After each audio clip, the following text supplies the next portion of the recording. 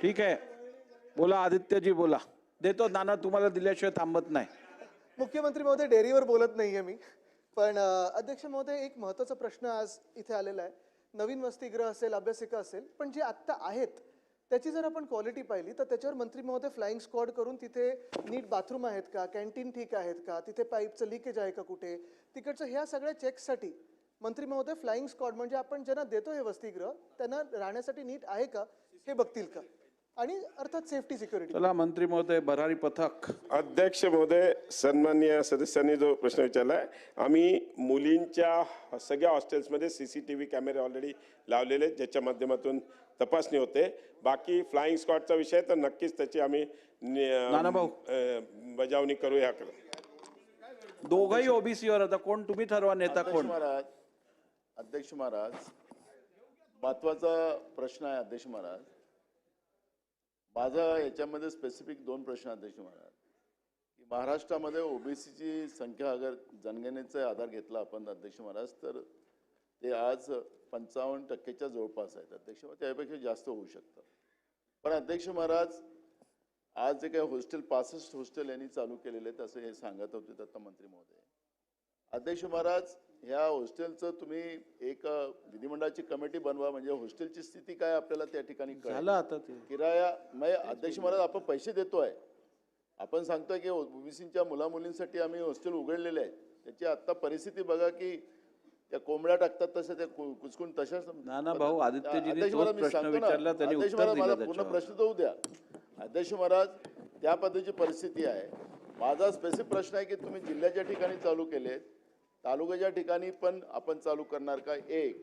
आणि माननीय मुख्यमंत्री महोदय, आपण यासाठी स्पेशल बजेट करून जिथं जागा आपल्याला उपलब्ध होत नसतील त्या ठिकाणी आपण विकत घेऊन त्या ठिकाणी हॉस्टेल निर्माण करणार काय, जेणेकरून आपल्याला चांगल्या सुविधा ओबीसीच्या मुलामुलींसाठी आपल्याला निर्माण करता येतील, त्याचं उत्तर आपण द्यावं. अध्यक्ष महोदय, मी आपल्याला सांगू इच्छितो की 62 हॉस्टेल ऑलरेडी सुरू झाले. दुसऱ्या ठिकाणी जिकडे थोडा सार्वजनिक बांधकाम विभागाच्या रेंटचा विषय होता, तो रेंटचा विषय पण माननीय मुख्यमंत्र्यांनी आणि सार्वजनिक बांधकाम मंत्र्यांनी तो वाढवून दिलेला आहे. त्याच्यामुळे मला पुढच्या 3 महिन्यात या ठिकाणी पण आम्ही ऑलरेडी पाहणी केलेली आहे. त्यांना जो रेट वाढवून पाहिजे होता, काही लोकांनी जे मागितला होता त्यांना आम्ही रेट वाढवून MMRDA आणि या एरियामध्ये तो रेट आम्ही वाढवून देतोय आणि नक्कीच पुढच्या 3 महिन्यात हे हॉस्टेल्स पण सुरू होतील.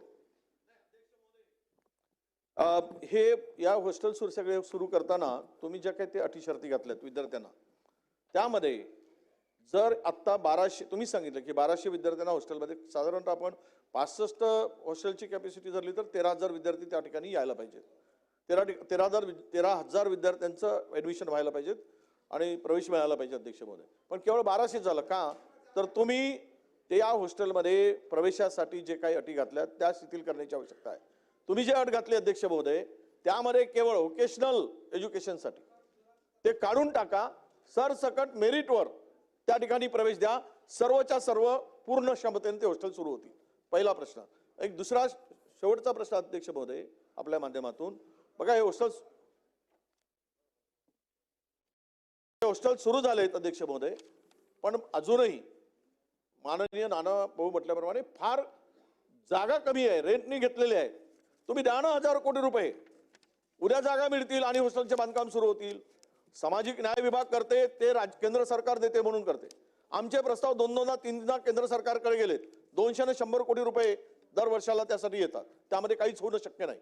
म्हणून आमची स्पेसिफिक आमची विनंती आहे आपल्याला की आपण यासाठी या बजेटमध्ये 72 वसतिगृहाच्या पूर्ण क्षमतेनं बांधकामासाठी, खाजगी जमीन खरेदी करायसाठी, शासकीय असेल तर शासकीय जमीन हस्तांतर करून 72ही वसतिगृह बांधण्यासाठी एक मुदतीत आराखडा तयार करून हे काम पूर्ण करणार आहात का? माननीय अध्यक्ष महोदय, पहिल्यांदा तर मी राज्याचे जे ओबीसी विकास मंत्री आहेत अतुल सावे यांचं मनापासून अभिनंदन करेन की त्यांनी मागे लागून हे 65 हॉस्टेल सुरू केले. या हॉस्टेलच्या संदर्भात 10-12 वर्ष आपण चर्चा करत होतो, पण ते काही पुढे जात नव्हतं. पण अतुल सावेंना कारभार दिल्यानंतर त्यांना मी विनंती केली की तुम्ही स्वतः याच्यामध्ये लक्ष घाला आणि एक एक हॉस्टेलची जागा शोधून काढून त्या ठिकाणच्या व्यवस्था उभ्या करून आज 65 हॉस्टेल तयार झाले, सुरू झाले. आणि म्हणून मला असं वाटतं याचं क्रेडिट आपण त्यांना दिलं पाहिजे. काही त्रुटी असतील तर त्या त्रुटी दूर करू. सोबतच आपल्याला काही भाड्याच्या इमारतीतले हॉस्टेलच चालवायचे नाही आहेत. प्रत्येक जिल्ह्यामध्ये जागा मिळण्याच्या संदर्भात त्यांनी जागा काय आयडेंटिफाय केल्या, त्या संदर्भात आम्ही त्या जागा त्यांना उपलब्ध करून दिल्या.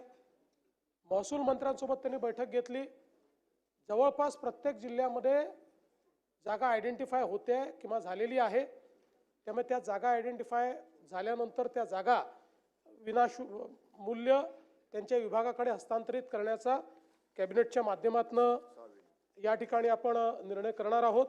ज्यामध्ये आपल्या माहितीकरता मला या ठिकाणी सांगितलं पाहिजे की ज्या महसूल विभागाला आता जागा प्रत्यार्पित झालेल्या आहेत त्याच्यामध्ये म्हणजे विभागाकडे आलेल्या जागा आहेत पुणे, जालना, बुलढाणा, भंडारा, वर्धा, गडचिरोली, रत्नागिरी. जे आता महसूलनी यांना देण्याकरता वेगवेगळ्या विभागाकडनं प्रत्यार्पित करून घेतलेल्या आहेत त्या सोलापूर, सांगली, धुळे, धाराशिव, अमरावती, अकोला, यवतमाळ, वाशिम, चंद्रपूर आणि गोंदिया. म्हणजे आता तिथेही जागेचा प्रश्न हा संपलेला आहे. आणि आता काही जिल्हे असे आहेत की ज्या ठिकाणी जागा निश्चित झाली आहे आणि आता ती जागा हस्तांतरणाची प्रक्रिया चाललेली आहे.